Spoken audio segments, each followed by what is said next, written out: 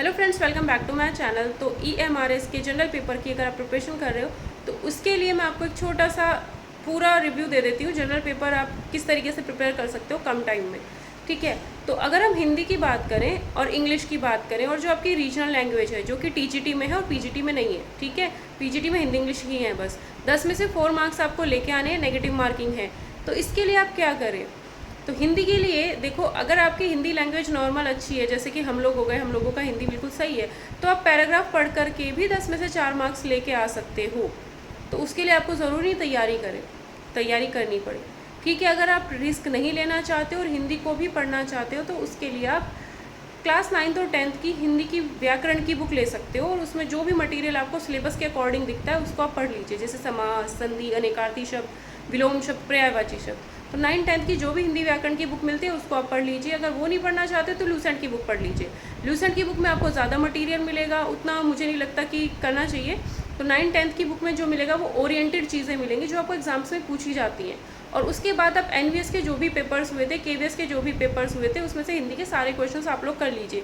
ऐसा हो सकता है कि जो एग्जाम्स हुए थे उसमें से क्वेश्चन आपको एज इट इज़ देखने को एग्जाम में मिले।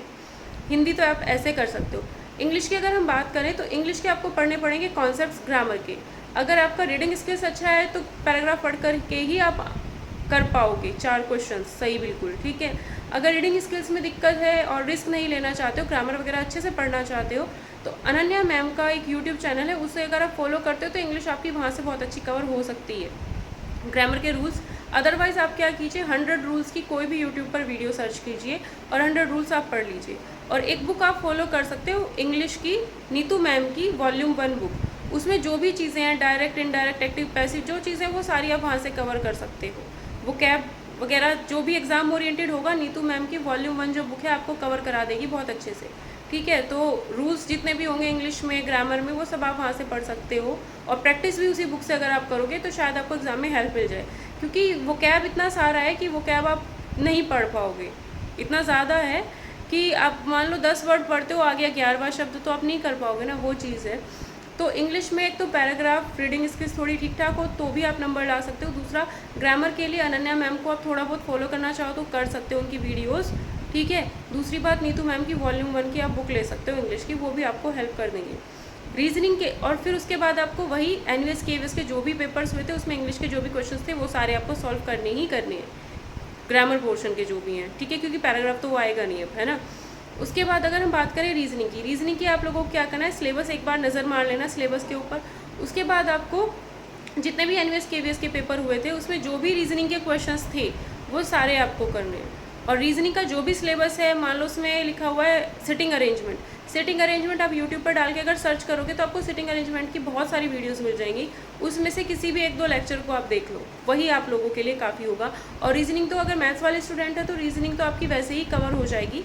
अगर आप सिर्फ और सिर्फ वो NVS KVS के जो पेपर करते हो उन्हीं को अगर आप सॉल्व कर लेते हो, क्वेश्चंस को 10-10 करके बहुत सारे क्वेश्चंस आपको मिल जाएंगे, उनको सॉल्व कर लो। और थोड़ा बहुत अगर पढ़ना हो तो SSC के प्रीवियस ईयर क्वेश्चंस आपको मिल जाएंगे, उनको 25-25 के सेट मिल जाएंगे आपको प्रीवियस ईयर क्वेश्चंस के, वो भी आप कर सकते हो।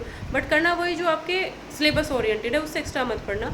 सिटिंग अरेंजमेंट हुआ, ऐसा टॉपिक पढ़ लो यूट्यूब से सर्च करके, ठीक है। पहले क्वेश्चंस करके देख लेना, NVS KVS के जो पेपर्स हैं उससे रीजनिंग के सारे क्वेश्चंस आप लोग करके देखो।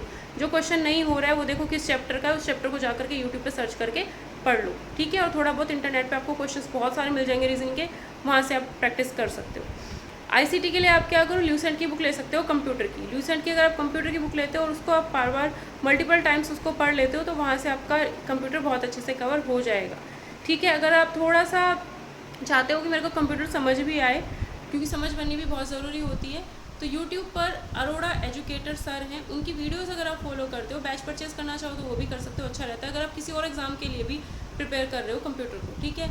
तो कंप्यूटर के लिए आप क्या करो, ल्यूसेंट की बुक पढ़ सकते हो, वहीं से प्रैक्टिस कर सकते हो, वो भी इनफ हो जाएगा। बुक पढ़ लो, प्रैक्टिस कर लो, इनफ है। अदरवाइज़ इसको बेसिक नहीं आते हैं कंप्यूटर के तो यूट्यूब पे आप अरोड़ा एजुकेटर सर की वीडियोस को देख सकते हो, वो भी आपको हेल्प कर जाएगा। और अदर किसी एग्जाम की प्रिपरेशन भी कर रहे हो जिसमें कंप्यूटर आता है तो उनका 5 रुपीज़ का कोर्स आते हैं, वो परचेज करोगे तो वो आपको बहुत सारे एग्जाम्स में हेल्प कर देगा, ठीक है। 1 ईयर वैलिडिटी के साथ होगा शायद वो, तो वो भी आपको काफ़ी एग्जाम्स में हेल्प कर देगा।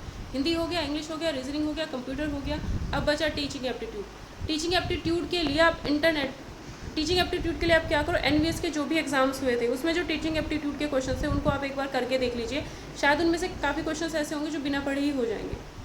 ठीक है, बाकी आप इंटरनेट पर टीचिंग एप्टीट्यूड का जो भी सिलेबस है, एक टॉपिक पर्टिकुलर आप इंटरनेट पे सर्च करो, उस टॉपिक से रिलेटेड आपको जो भी मटेरियल मिलता है वो पढ़ लीजिए।